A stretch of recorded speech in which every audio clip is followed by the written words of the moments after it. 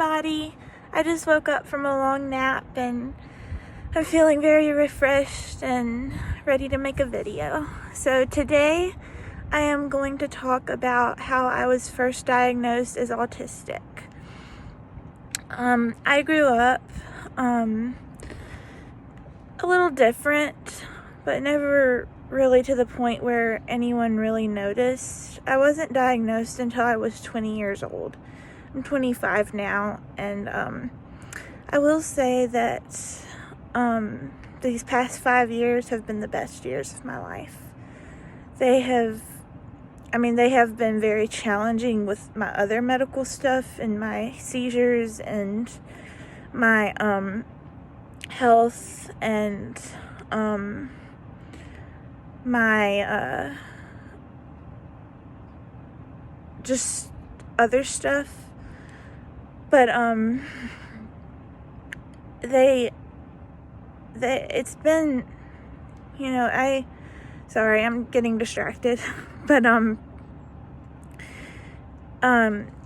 it's been a lot better because I know who I am. And I know a lot of people who have autism, their family members don't like to they like to call it with autism.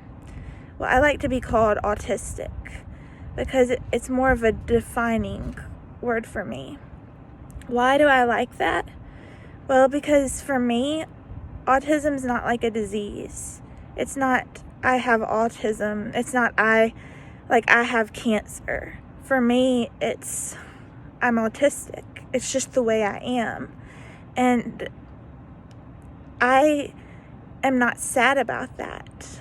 I feel good about that because not that I'm better than anyone or that I'm more talented or nothing like that, but it just explains to me why I am so different, when it comes to how I see the world.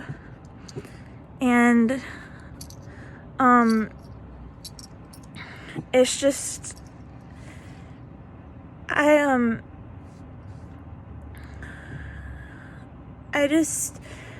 I'm really happy to know I'm autistic because I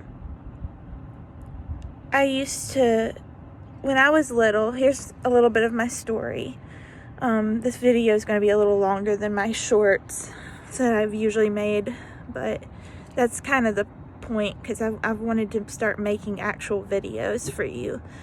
I was, for as long as I can remember, probably since I was a baby, I have not handled the world very well.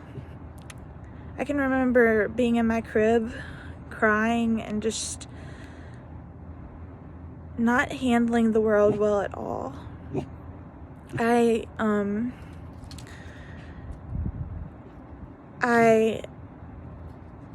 remember growing up and I hated people. It wasn't that I hated everyone. I loved my dad and my mom, but it's I would frown every time someone would say, "Hey little girl," or not "Hey little girl," that's kind of creepy, but "Hey cutie," or "Hey sweetie," or whatever they would say, trying to be nice to me.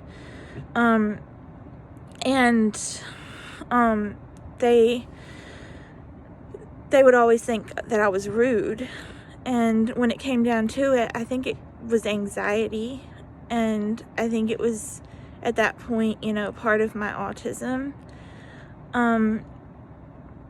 As I grew up, I started going to daycare and preschool, and I became friendlier. And I became happier, and I was always shy, though.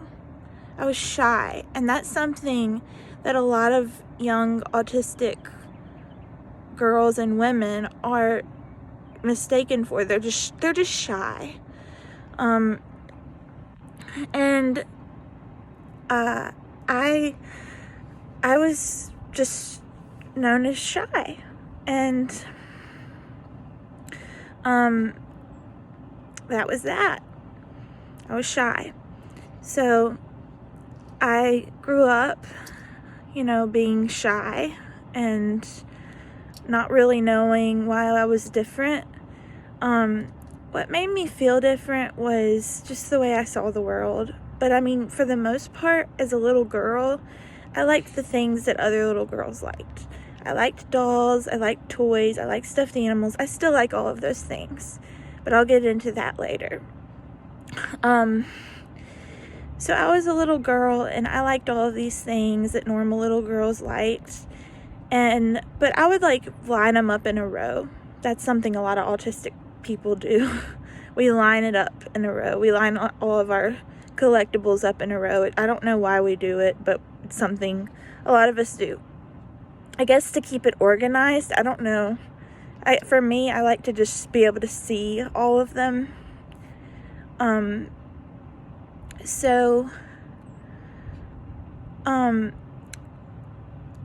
grew up kind of normal but shy. It was not your typical what would look like autism.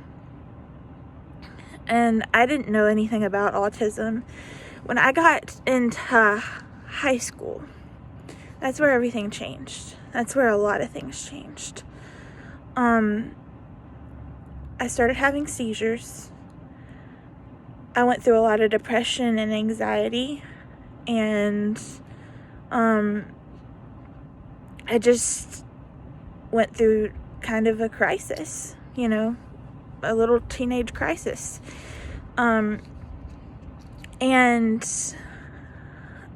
I got terribly anxious at school, and I started seeing a therapist, and nobody really helped me. All of high school, I was hurting, a lot, suffering a lot. So I suffered all this time, and when I got things like friendliest in school and most courteous and Miss Congeniality, and I got all this stuff even though I was really an emotional wreck, and I didn't have a lot of friends, and I was just, people liked me the way I was. I could have been easily bullied, but I wasn't. Thank God for that, because that would have just made things worse. But when I was 20, I went to a psychiatrist, and he said, "Abby, you're autistic." And I said, "What? What is that?" And so, he said, "Yeah, you're autistic." And he didn't say much about it, so I had to look into it and find out things about it. And it turns out it's not bad. I mean, for me, it's not. It's probably the reason I have seizures. The moya moya may be part of that. But it feels amazing to me. I feel free to be who I am. And I, at 25 years old, still like to collect stuffed animals and dolls and toys. And I'm not ashamed to say that, because I'm autistic. And that's sometimes what autistic people do. We like to collect things. We might be considered weird, and I don't mind being considered weird, because it's just who I am. And I finally found out who I am, and I love Elsa from Frozen. You'll hear about that a lot, because that's one of my special interests. But the scene where in Frozen 2 where Elsa, she finds out who she is, and her mom is there, and she's singing "Show Yourself." She finally found out who she is and why she has those powers, and it's it's her happiest moment. And I just cried when I first saw that scene, because I thought that's me. That's how I felt too. So anyways, I'll talk more about Elsa, because I love Elsa, in future videos. But yeah, that's my story, a little bit of my story. thank you to anyone who's watching. And know that you can be yourself, whether you're autistic or not. Just be yourself. You know, don't care about what people think about you. Just be who you are. And, you know, if you're still searching, you know, that's okay. It's okay. Just take your time. I love you. And I hope you have a good day and a good week. And bye.